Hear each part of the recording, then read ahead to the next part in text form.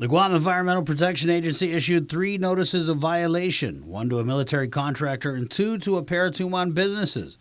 Department of Defense contractor Watts, Inc. was issued an NOV after Guam EPA inspectors found an approximately 1-mile-long silt fence designed to prevent runoff and erosion was not properly installed at the company's Polaris Point project. Inspectors had found similar violations during an inspection in July of this year.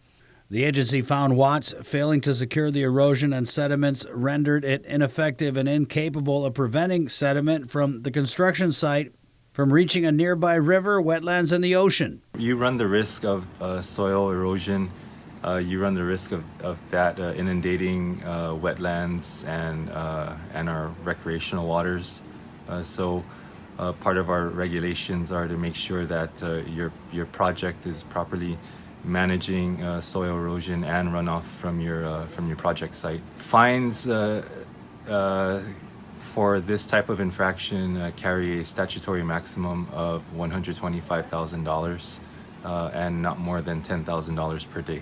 Meanwhile, the sandcastle was also sent an NOV by the agency, but Lee said the business responded by saying it was pumping rainwater from the back of its property to the main street in Tumon. The NOV, prompted by a video complaint Guam EPA said was submitted to the Guam Visitors Bureau. Lee said a device found in the back area of the sandcastle was pumping flood waters from its property out onto the main road. Meanwhile, a third NOV was given to the Dusatani Hotel after inspectors were called there. There was an observation that water was being discharged from Dusatani and into the Tumon Bay area. So there was an erosion channel that was observed. Our agency personnel conducted an inspection into the erosion channel. There were samples that were taken, and some of these results came back positive for bacteria. It's E. coli and enterococci. Those are 2 indicators for bacteria that will indicate the presence of fecal matter. Lee said the agency is working with the hotel, which operates its own wastewater sewage system on the property. We understand that there was a discharge from their wastewater pump station. That area has been disinfected.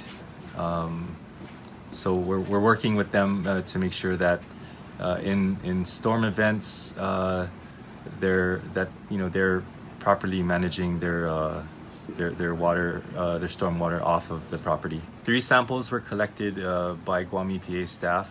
1 from an outlet of a pipe where we suspected the discharge to originate, and 2 others from marine waters on both sides of the erosion channel. Meanwhile, in a release, Dusatani Resort Guam General Manager Dean Huntsman said, quote, Dusatani is working closely with the agency to address all concerns as this is a very important subject to us.